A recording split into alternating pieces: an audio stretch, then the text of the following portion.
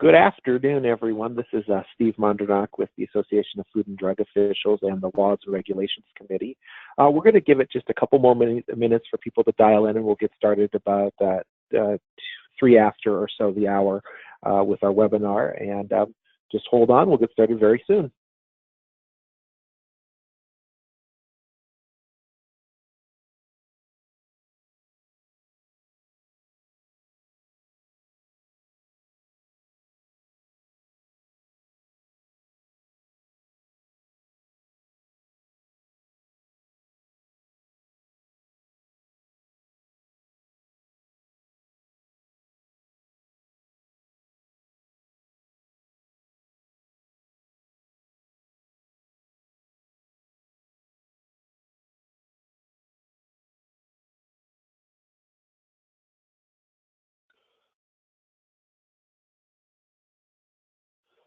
Everyone will be getting started here in just about another minute, so we're just waiting for the last few folks to get logged in, and we'll get started here in about a minute or so.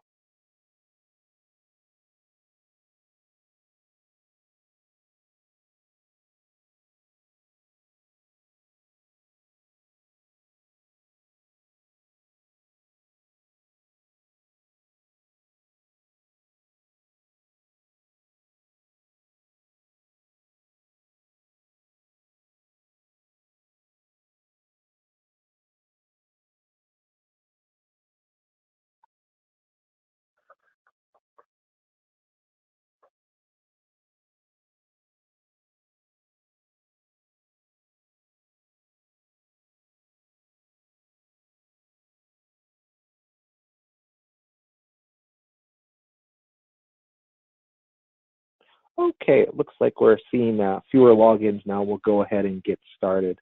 Good afternoon, everyone. This is Steve Mondrenach with the Association of Food and Drug Officials, and I'm also a co-chair of the Association Law and Regulations Committee. We're excited to have a great presenter with us today. He's a friend to many of us on the webinar, I'm sure. Doug Farquhar is an attorney with over 25 years of experience working with policymakers on environmental and health issues. Primarily working with state legislatures, he has testified 51 times before legislative committees in 31 states, in addition to consulting with state agency staff in every state on enlightening state policymakers. He has written books and articles on the state legislative policy and is a columnist for the National Environmental Health Journal.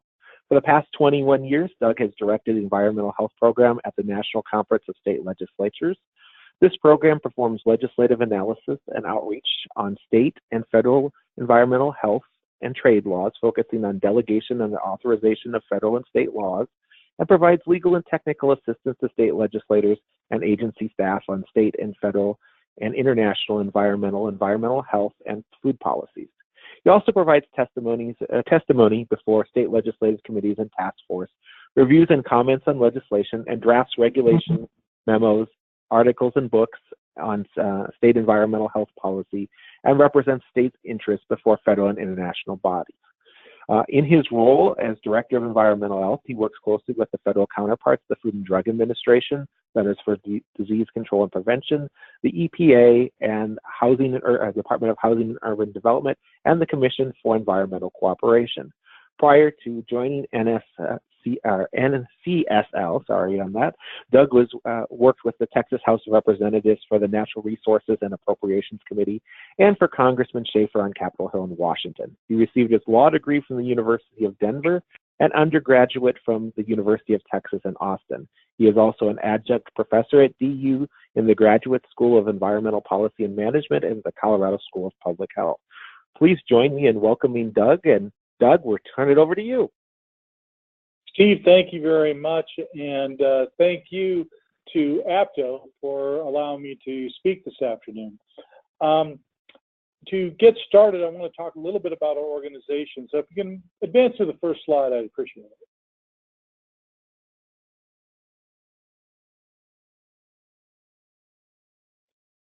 To give you a little bit of background of our organization, we're much like the APTO for state legislatures. We are a consortium of all 50 state legislatures that they all contribute funding to the organization. So we provide kind of a national overview of state policy. That requires us to collect the state policy, to identify issues and emerging concerns that are occurring in the state, and allows us to provide this information back to the state legislatures. It is not so much that we are an advocacy organization. We do not promote certain bills or ideas, but we do collect them, we do identify them, and we do share them with state legislatures. Next slide, please.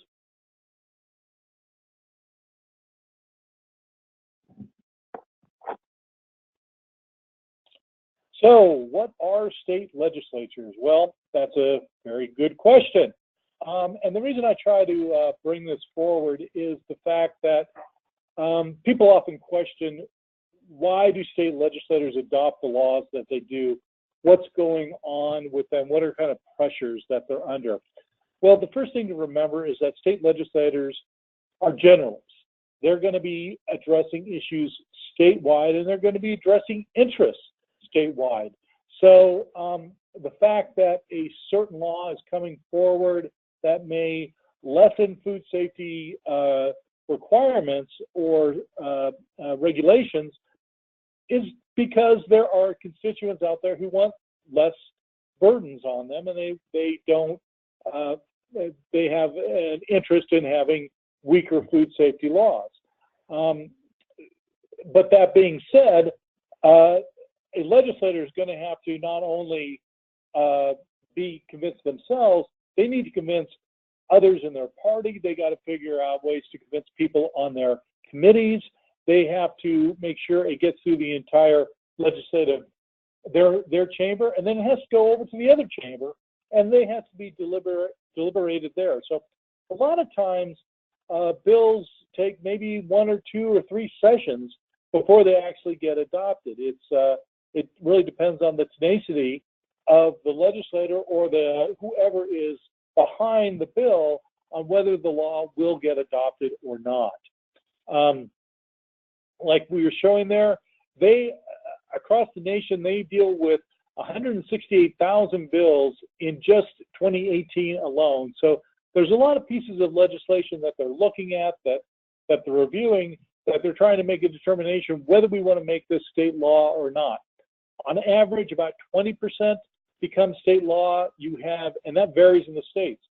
Some states, like New York, it's as low as 6% of the bills that are introduced. Other states, such as Colorado, there have been times when almost 70% of the bills that were introduced were enacted, but there were a lot of reasons for that. In Colorado, at the time, it was because it was all under Democratic control, and in Colorado, state legislators are only allowed to introduce 6 bills per session. That really limited the numbers that they were able to put forward. Whereas in New York or in many states, they have unlimited bill introduction, which leads to quite a few bills and quite a few issues for state legislators to review. Next slide, please.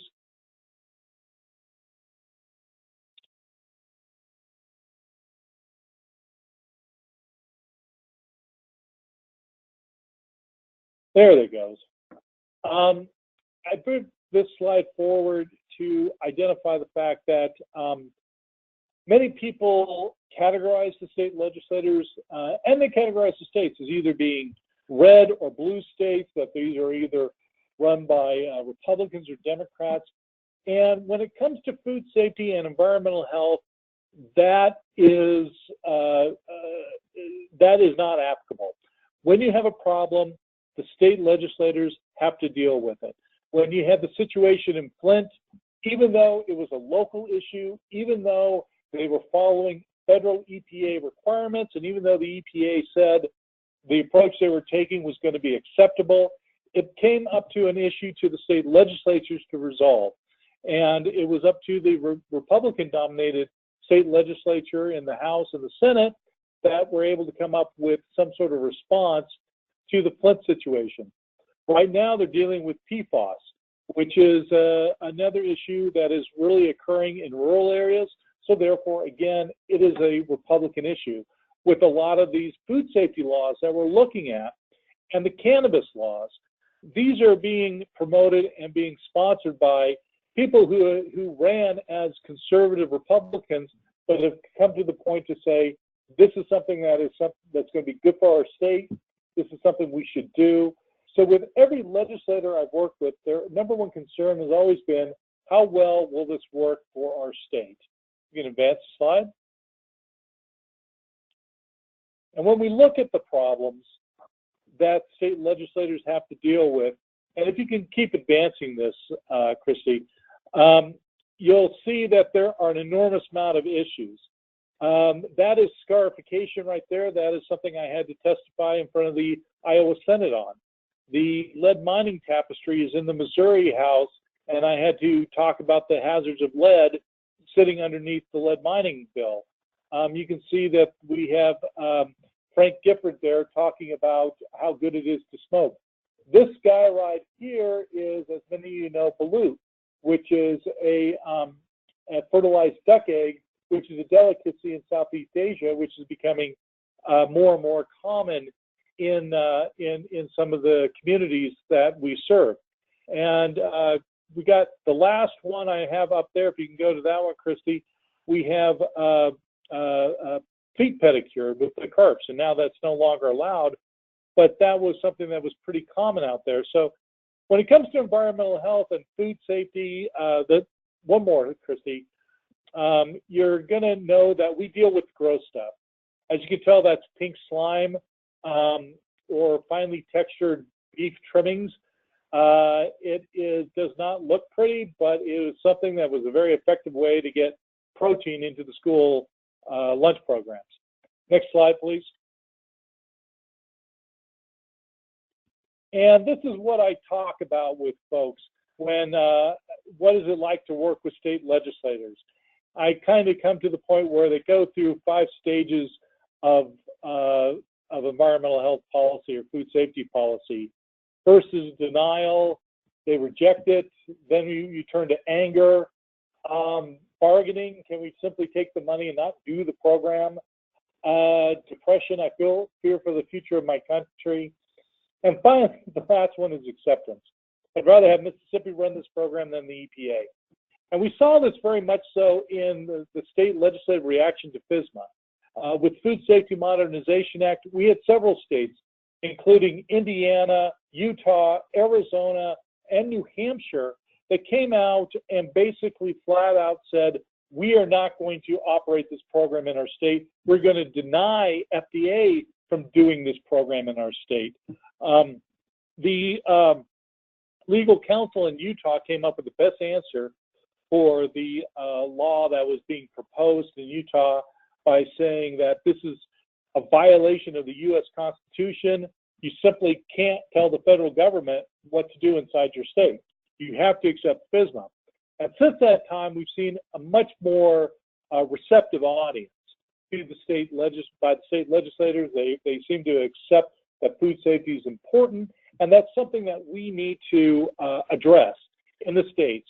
And the bottom line would be, it's much better for the state agencies to address this issue rather than having FDA come in and try to manage it in their state. Next slide, please. With that being said, I'm turning over specifically to food safety laws that we saw in 2018. And I'm giving you a chart here of how I've tracked it from 2012 to 2018.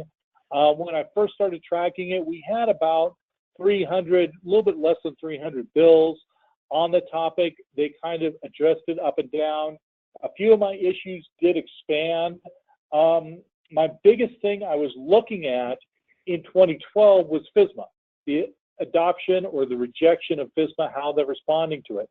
Since that time, we've seen a lot of issues pop up, such as food safety, farmers market, mobile food trucks was not an issue in 2012. Food donation was not an issue in 2012. Cottage foods was not a topic in 2012. These are all things that have come up within the past few years that have increased the number of bills. And even though I have 812, that was the number of bills we had as of August.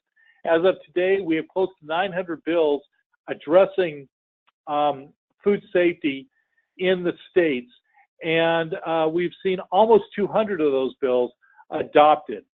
Right now, we still have active bills and active activities out there on cottage foods, farmers markets, food safety, food donations. These are all issues that are still alive and they're still active in the states.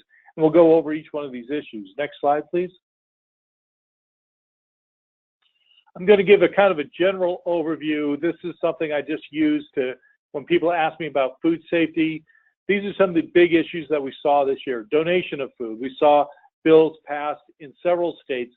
The one I found interesting was Maryland, where they focused on venison, saying the donation of venison is now legal. Alaska's bill was very fascinating because it was dealing with, it also dealt with roadkill and whether you can donate roadkill or not. Another big issue that came out was mobile food vendors. That is something that hadn't been addressed in the past, and there had to be amendments to the regulatory statutes to address mobile food vendors. And I'll talk a little bit more about Arizona's law in just a moment here. California, they've amended their law to deal with fruit and vegetable inspections. Illinois is looking at temperature control at farmers markets. They've come to the realization that farmers markets are very vulnerable to being having food safety problems and not following the food safety codes. The final, and not the final one on my list here is HACCP. It's very interesting that Virginia, the legislature there says if you are going to serve snakefish, which is the picture in the corner there, you need to have a HACCP plan in place to make sure it's that we don't have any food safety problems. Next slide, please. Milk. Raw milk remains a big issue out there. We've seen several states address the issue of raw milk. But another issue that's coming up is what do we consider milk? In California, you have a situation there where you have a strong almond lobby. So they passed law this year that says almond milk is milk and is considered a non-dairy milk product that is authorized to be sold at schools. So the schools can now purchase almond milk and in addition to regular milk. Arkansas, on the other hand, I just had a chat with them this morning. They are going the opposite direction. They want to make sure that almond milk and soy-based milk and vegetable-based milk is not sold in the schools. And they're being a little bit more, they're looking at being more stringent on what is considered a milk product, what is going to be able to use that terminology. I'm also added a bill here, and I'm going to talk about raw milk more later on, but Iowa, in their effort to address milk products, they are talking about the ownership of a dairy cow and the fact that even though raw milk may be somewhat difficult to get, you can always buy a cow or a sheep or a goat and get that and get raw milk from those animals. Next slide, please. Okay, to begin with, I want to talk about mobile food trucks. Several bills were introduced this year. The ones that I really wanted to highlight was what was passed in Arizona, New Hampshire, and Virginia. In Utah. Utah, they expanded their mobile food truck regulations. They expanded their retail food truck food regulations to address food trucks. In New Hampshire, they put together language to address mobile food vendors to make sure that is covered. But Arizona is the one I found really interesting. In there, they prohibit local jurisdictions from restricting mobile food trucks and food vendors at public transit and airports, residential areas. They are saying that you cannot put any unfair restrictions on this. So there was clearly some situation that occurred in Arizona where a local community regulated and restricted mobile food trucks, and that led the state to preempt local regulation of these mobile food trucks. Next slide, please. This was the other big issue, and probably maybe even the biggest issue we saw this year, was food donation. It has been a wide topic that is dealing with it out there. We saw 72 bills that were introduced and 15 bills that were enacted in Alaska, California, Illinois, Kentucky, Maine, Maryland, Missouri, New York, Oklahoma, Puerto Rico, and West Virginia. The Puerto Rican law I found interesting. It is something that emerged right after the hurricanes, but it says permits the municipalities to donate food to private citizens, whether they're homeless or not. So there was clearly an issue there. One of the things that we're finding interesting in this is the concern with food donation is liability. One of the things that is really not addressed in these food donation laws are the health and safety requirements. What kind of health and safety? Do they need to be reviewed? Do they need to be inspected before they get donated? The concern is with liability. Many of these facilities will not donate food if they know they're going to get sued for a health or safety issue later on. So the legislature has been very generous in offering immunity for food donations, which is going to allow them to go ahead and donate this food, which is no longer sellable, to different communities and different nonprofits, which is going to lead to an issue out there of whether it's going to lead to contamination or a health and safety issue. None of the bills I saw really had any strong language in there requiring that you had an inspection or make sure that the food is safe before you donate it. So I think that might be something that will probably emerge again in the years to come. Next slide, please.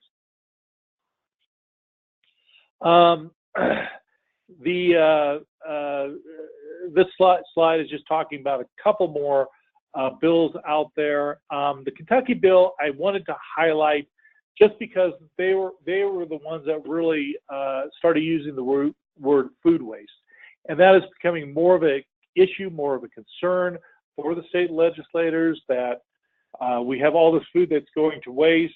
The estimates are about 40% of our food ends up in the dump, and they want to figure out a better way of addressing that.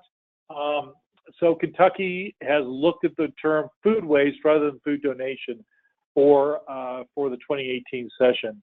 Next slide, food as medicine. This was one that I found pretty interesting. We had several bills out there, and I'm going to highlight just a couple one, but this is an undiscussed emerging issue, policies that treat food as medicine. We had over 60 bills in 2018 addressing healthy foods, either as a component of a food lunch program, a school lunch program, as an option for Medicaid dollars, as a Farmers RX, where you can use your food stamp or your Medicaid dollars to buy fruits and vegetables.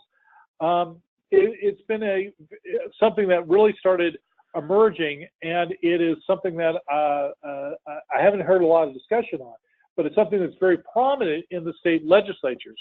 California adopted ACR 108, which is called the Food as Medicine Law. It encourages the local jurisdictions to create a food as medicine program to address obesity and the diabetes epidemic. West Virginia, they are trying to make sure that insurance covers medical foods, and and make sure that if a physician thinks that certain foods should be used, that the insurance companies, the health insurance companies, cover this. I remember when we were talking with the ag commissioners about this, they were thrilled in the sense that all of a sudden the ag communities can start tapping into all that great health dollars that Department of Health and Human Services starts pumping out there. So they are very much in favor of this food as medicine concept. Next slide, please. This is A.G. Karamura. He was really promoting the food as a health issue when he was with the Schwarzenegger administration.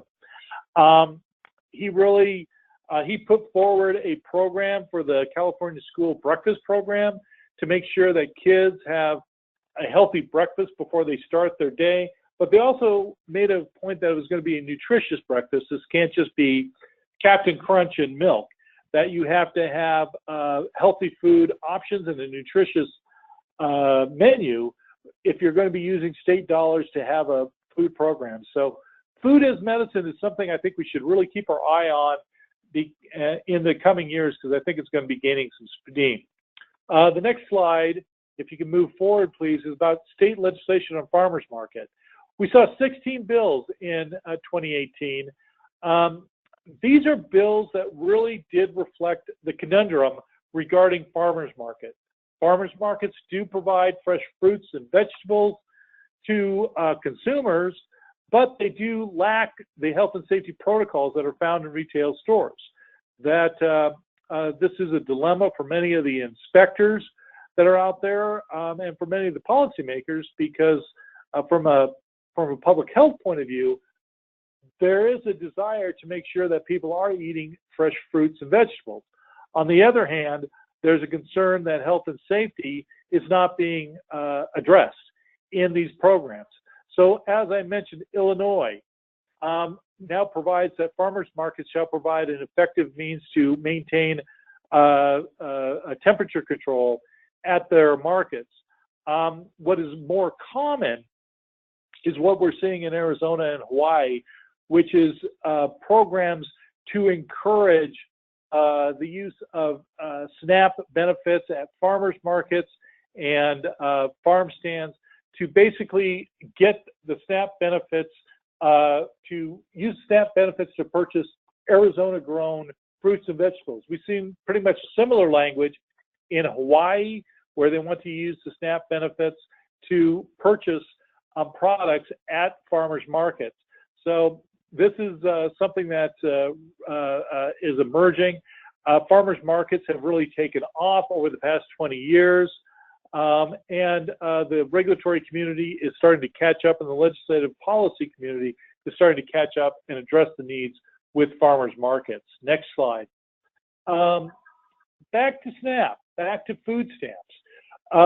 It is a huge project out there, an enormous amount of money goes out to the states regarding food stamps. One study said that certain states, in this particular California, leaves up to $1 billion in food stamp funding off the table. They don't take advantage of it because they feel that they have certain restrictions and they don't want to utilize those food stamp dollars.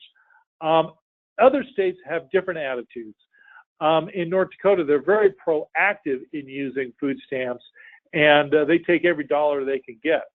Tennessee, what we saw here was Representative Butt wanted to make sure that they weren't using their food stamp dollars to purchase food that is high in calories, sugar, and fat. She thought it was ridiculous that we're allowing people purchase food that have no nutritional value.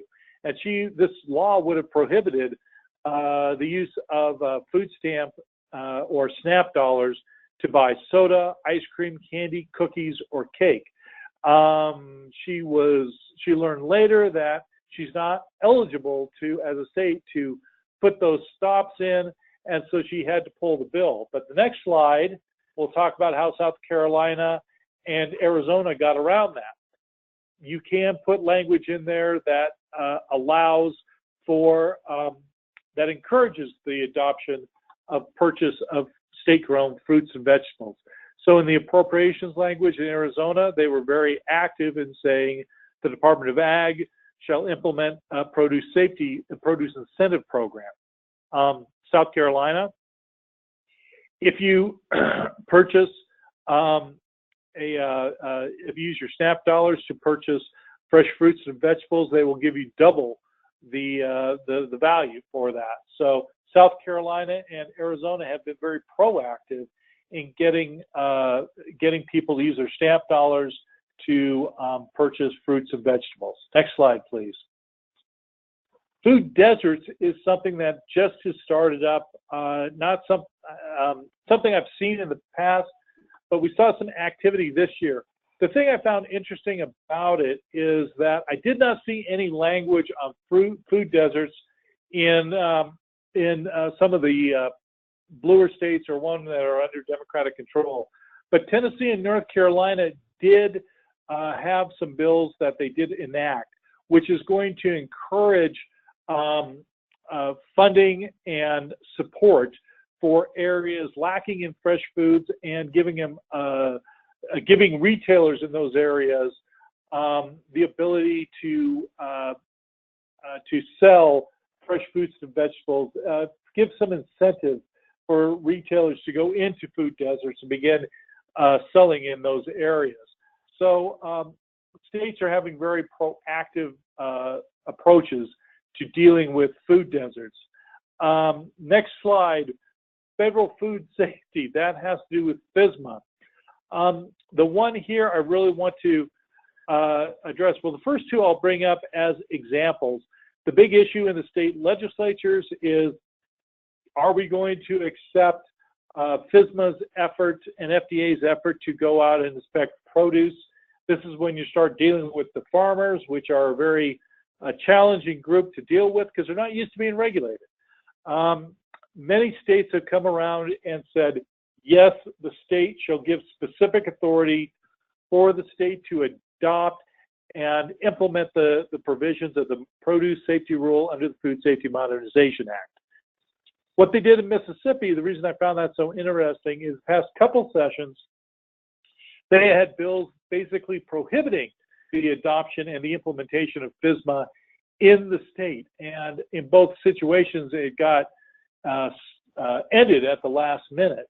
But this year, they totally turned over a new leaf with the adoption of Senate 2924, where they're specifically authorizing their Department of Agriculture to enter into agreements with FDA to enforce the produce safety rule. So that is kind of my example, one of my examples where I say, at first the legislatures do reject these policies and these provisions, but after a few years, they tend to come around and tend to accept these programs. Next slide, please. I just wanted to highlight one issue here. It was something we kept on hearing from Michigan legislature that had to do with portable porta potties, basically portable toilets on farms, which is something that is going to be, that is part of some of the new produce safety rules. Their farmers came forward and say, we can't do this. This is too much of a costly operation for us. So they have exempted farm operations from these standards. What the workers are going to do as they harvest, I'm not too sure. Michigan is a major agricultural state. It's second only to California in products, diversity of products they can produce. So it would really open up some real safety problems if something happens there, but we'll wait and see to see what's going to occur in Michigan. Next slide, I'm going to talk about micro markets. Again, this is another emerging issue that is outside the regulatory norm. Normally, the retail food stores have to be licensed and inspected. With the micro markets, where you're getting a situation where you have no person on site, that you just have a series of vending operations, that makes it much more difficult for them to follow the retail food code, which needs to have someone on site. Maryland has provided a provision to allow for the owner and operator to not be present during operation. Wisconsin is exempting micro markets from the retail food codes to some extent. What they're essentially doing here is allowing for them to go into business before inspection. Within a year, they have to be inspected. but I think Wisconsin's still looking about what they want to address on micro markets. We've also seen language come up in Indiana regarding micro markets. So this is a new issue that states are having to look at. On the next slide, I'm going to start talking about food freedom and food cottage laws.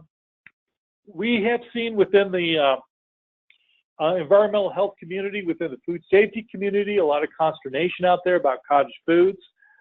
Cottage foods, to put it simply, really were laws that put into place that delineated between hazardous and non-hazardous food. If it's non-hazardous, it was probably okay to be sold without an inspection, without regulatory oversight. They really looked at small projects and small production. They did not allow internet sales, because if you sold on the internet, you can sell across lines. So they stopped that. And one of their big issues was saying you have to inspect. You have to label it saying this hasn't been inspected by any sort of governmental entity. Food freedom is a newer issue, which is getting even further. We've seen laws adopted in Wyoming, in North Dakota, in Maine. It's getting some attention in a few other states, but it's really opened up the issue. It's allowing almost any food to be sold, including meats and raw vegetables. In Wyoming, up to 1,000 head of poultry can be sold by an individual market without inspections. In Maine, their provisions allowed for shellfish to be sold at farmers market without any inspection or oversight. These food freedom laws do not limit the size of the operation to small cottage operations. Labeling is maybe yes, maybe no. They don't have specifics there. The labeling language that is being used in North Dakota is this product is made in a home kitchen that is not inspected by the state or local health department. So they got some pretty strong language there. The next slide is I want to talk a little bit about what's going on in Wyoming. These bills have been sponsored and really advocated by Tyler Lindholm. In his view, it's been a home run. They've had no outbreaks in their state related to this, but it does permit the sale of raw milk, rabbit, fish. You can sell up to 1,000 birds, poultry. So it's really a wide open bill, and it is probably allows for the weakest food safety laws in the country. Next slide talks about the North Dakota. Now, North Dakota passed their law about the same time that Wyoming did, but they've been much more, their Department of Health has been much more restrictive about what they're allowing to come out. They're trying to get rules into place. This is leading to a little bit of consternation with the sponsors of the bill, who said, we adopted this law to say you don't need to have regulatory oversight. The Department of Health said there's certain things that we really think need to have some oversight, such as refrigerated food. The way this law is written, if it's supposed to be refrigerated, they don't have to do it under a food freedom law. So they want to make amends to that. They want to make sure that canned goods, such as green beans and potato salad, are inspected. They want to make sure they have labeling requirements on there. So this is something, and they want to have the ability to investigate when there's an outbreak. These are all issues that are still being worked out. The regulations will have to go back to the Legislative Review Committee, so the Department of Health doesn't have complete authority to put these rules into place. But there's going to be a lot of back and forth on this law before North Dakota's law goes into effect. Cottage food, next slide, I'm talking about cottage food. Labeling requirements is something we're seeing more and more out there. With cottage foods, there is an interest out there to warn people that you may have, if you have allergies, don't eat this food because it hasn't been inspected, so we don't know food allergens are in here or not. It may contain nuts, it may not. We don't know. The bill I loved the most was for Montana Senate Bill 300, which failed, but it was going to require a 1 foot by 2 foot sign that's going to read, research has found raw milk and raw milk products from cows, goats, sheep can transmit life-threatening bacterial infections. Pediatric physicians advise elderly and immunocompromised individuals, pregnant women, infants, and children to consume only pasteurized milk, cheese, and other milk products. That was going to have to be put on every retailer's display case wherever they were selling raw milk. I thought it was probably a very inventive way to bring up the issue that raw milk is a dangerous product. Next slide. I just want to talk briefly about, as we talk about cottage foods, the question is, where are they causing the outbreaks or not? Right now, we don't have the legal epidemiology to really prove where the outbreaks are occurring. I know CDC is looking at this to try to identify, to try to have a stronger view of what's going on in Wyoming, North Dakota, and Maine to see if rates are going up. They are saying that they're finding more food safety concerns and outbreaks occurring, but on the other hand, they also have better technology to detect it. So it's very hard to say whether these cottage food laws are causing this or not, but it's something that is being looked at. Next slide. Raw milk, just really quickly, I'm going to say that if you want to get raw milk, you can buy it anywhere in this country. There's some way to get legal raw milk, but it does cause problems. Next slide. This is a picture of what happened after West Virginia adopted their raw milk law. They handed out raw milk to several of the folks in legislators, and they all got sick from the milk, or at least that's what it seemed like. So even though legislators are very well aware about the hazards of raw milk, they are still adopting laws, making it more and more, people are getting more and more eligible to buy that product. Next slide, cannabis. To say this has been a dramatic change from 2008 to today is incredible, because in 2008, it was considered illegal everywhere. I mean, there were laws on the books, but they weren't being followed because the federal government was very strong on their response to people using marijuana, and they did come down, and the local each state's DOJ, Department of Justice, Federal Department of Justice, was very active in coming down on people using marijuana and cannabis. Since that time, we have seen a dramatic change.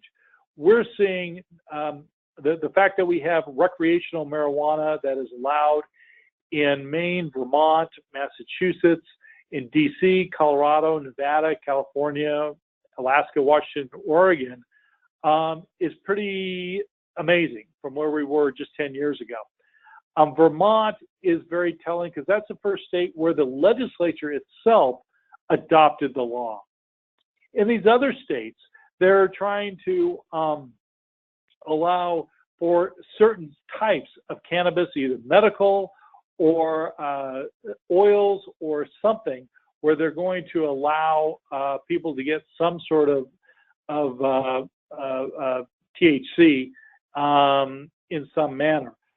Really, at this point, only 4 states have no laws on the books, which is fairly amazing when you think about how quickly it's come. And even in Alabama, you know, I was sitting down and I was chatting with the chair of the Senate Health Committee, and who is a good conservative Republican, but he was saying, we see that there's a need. People need this product. People want this product. We need to design the program so it's going to fit. into the norms of our state, and that we'll be comfortable with allowing people to use this product without going against the principles that we believe in. Next slide, please. A summary of bills that have occurred in 2017. 22 bills in D.C. introduced legislation to legalize and regulate adult marijuana use. And the only state where it passed was Vermont. But the fact that it was looked at in places such as Georgia, Kentucky, Mississippi, Kansas, Missouri, very conservative states, but states that are really turning that this might be an option that they want to do. Medical marijuana is gaining even more acceptance. Indiana has adopted language. West Virginia has adopted language. The final thing on this slide I'd like to highlight was the ballot initiative. And where you see where a state can have a ballot initiative, they've adopted it for the most part, with the exception of Arizona. Where you don't have ballot initiatives, where it has to go through the legislature, these states has been seeing a bigger reluctance to adopt these laws. Why don't you move on to my next slide here, my final slide. I wanted to talk a little bit more about edibles. One thing that people have discovered is that people don't smoke marijuana, they eat it. That's the way they want to get the product. That's how they're purchasing it. So it's something that has gained a lot of attention out there. Maryland is reformed the Medical Marijuana Act to allow for edibles. It's something they're starting to respond to it. We saw 45 bills in 2018 dealing with edibles, cannabis. A couple of them that's really interesting. Delaware, they sought to purely legalize all recreational marijuana. Minnesota looked to legalizing marijuana and put up safety standards for marijuana, as did Rhode Island. Florida, they had language on the books that was going to look at legalizing marijuana and requiring that if anybody sells edibles, that they had to follow state food safety requirements. Same language emerged in Illinois. House Bill 4864, which remains pending, requires people who make edible cannabis to put up a sign warning that this is edible and it was made in a kitchen that has not been inspected by the state and may contain allergens or other food safety hazards. The interesting thing about this, one of the things we're somewhat kind of paying attention to, is what's going to happen out of Washington. The Attorney General has been very, very straightforward about saying he is not in favor of this. He does not like marijuana. He doesn't find it any value, and he thinks it should remain as a Schedule I drug. It does not appear that the administration is supporting him on this. Many of the different U.S. attorneys that have been appointed by this administration, they haven't been terribly aggressive in cracking down on these state laws. The memo that Attorney General Jeff Sessions issued in January of 2018 specifically rescinded the earlier memo by the Obama administration, and it really directs the U.S. attorneys to take into account that that marijuana is a serious crime, and we should start aggressively enforcing against these laws. But the individual attorneys have not gone that way. In Colorado, the U.S. Attorney Robert Troyer has spoken about the issue and said he's not going to make it a marijuana prosecution a priority. He has since been replaced, but the new attorney for Colorado does not appear that they would make a big issue. And in fact, U.S. Senator Cory Gardner, the Republicans, said if they do, we are going to have concerns about whether we will accept their appointment or not. Other states, it's getting a little bit different. Massachusetts, they did something interesting. The legislature there has filed a bill that's going to prohibit state and local police from participating in federal cases against people or licensed operators that are following state cannabis laws. So they're basically going directly against what the federal government has saying that they're going to do. It's really going to be interesting to see what's going to happen. We don't know how long the Attorney General is going to remain, but of all the people that could have been an Attorney General, Jeff Sessions is probably the strongest anti-marijuana AG that we could have got, and he has been unable to address it or limit it at all. This activity in the states is really taking off, and we have quiet predictors that we're probably going to assume to see states like Maryland, Delaware, perhaps even Connecticut adopt laws to make recreational marijuana legal.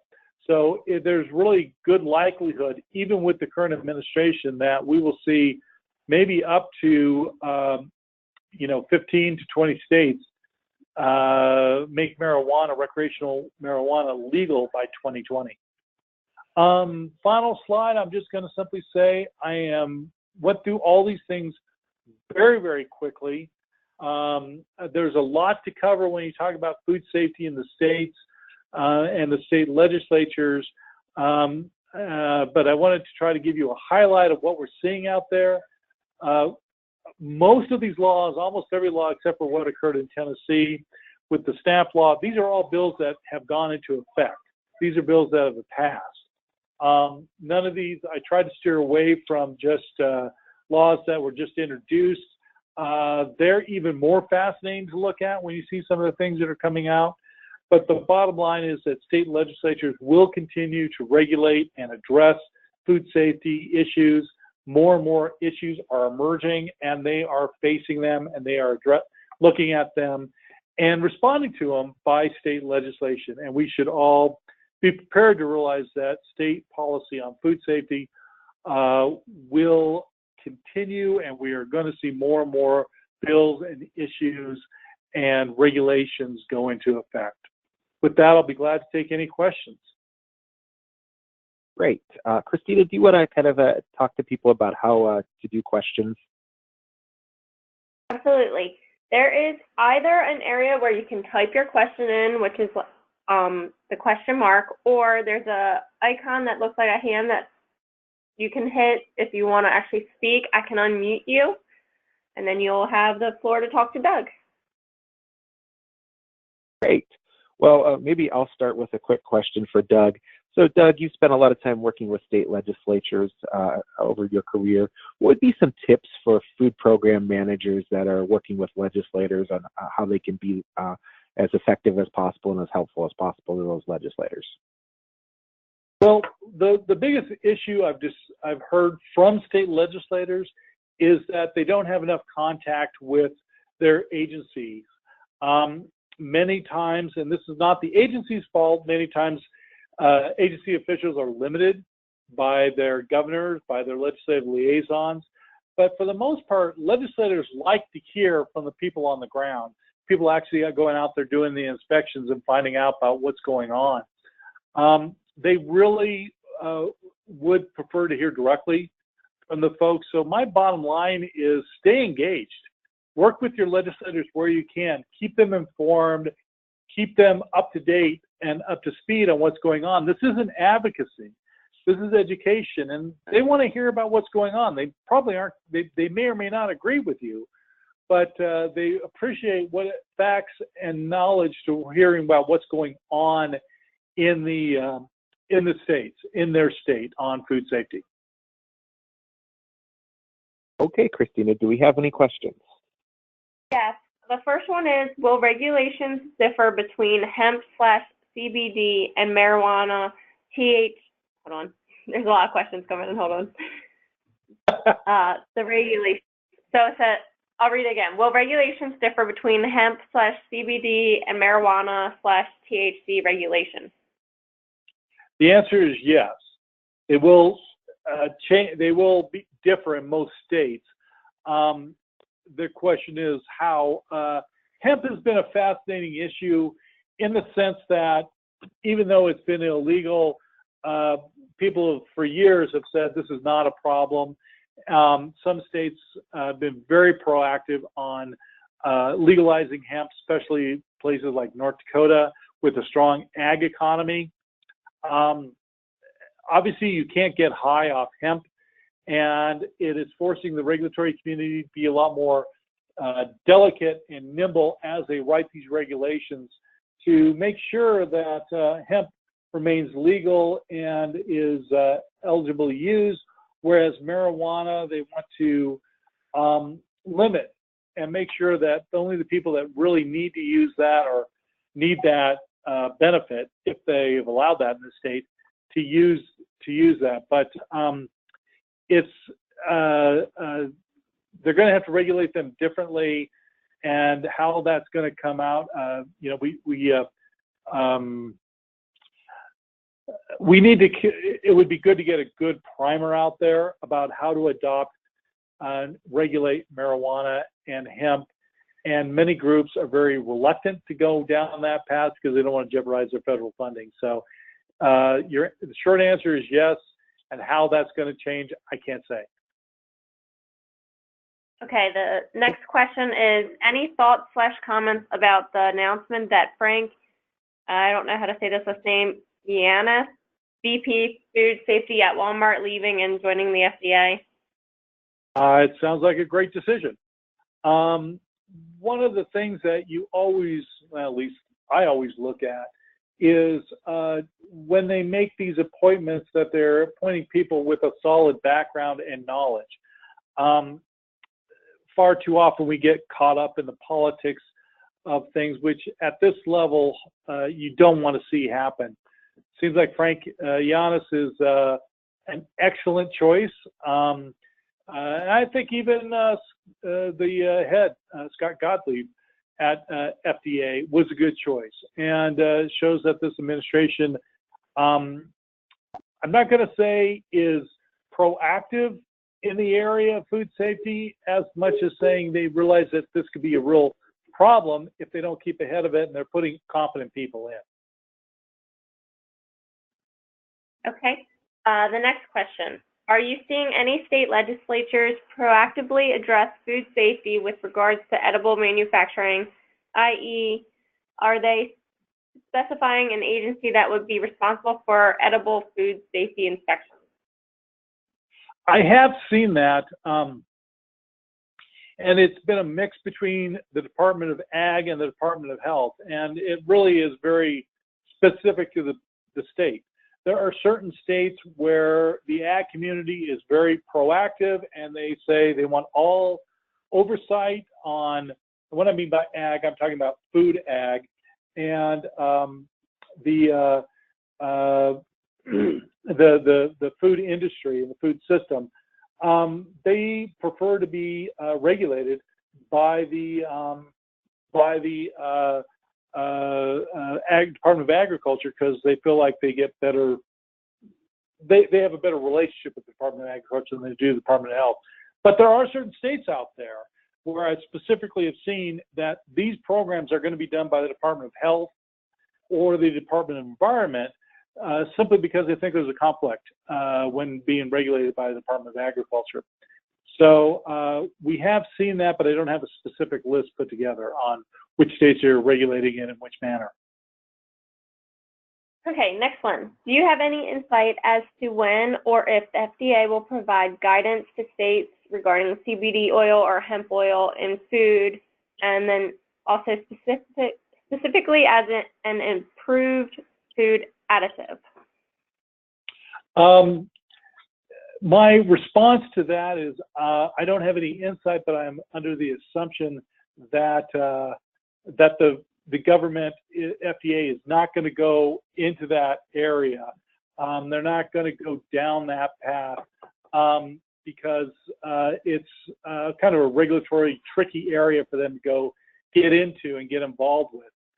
Something that they're not comfortable with getting involved with. They would like, they took a really long time to their response to dealing with vape and vaping, and their response was very mishmash, didn't really answer the question.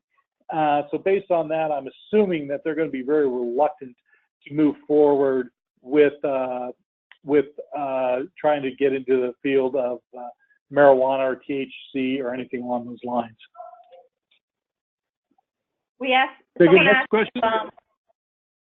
Someone asked if a copy of the presentation will be available after this.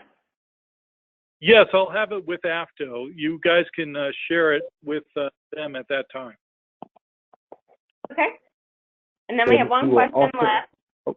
Oh, Christina, I was also going to add, we're also going to be making the recording of this available for those that, if you have others that might want to see it. So that'll be coming next week. Okay. And then the last question is, when it comes to food safety technology and equipment, how does this play a role in regulation and manufacturing cannabis products? I think as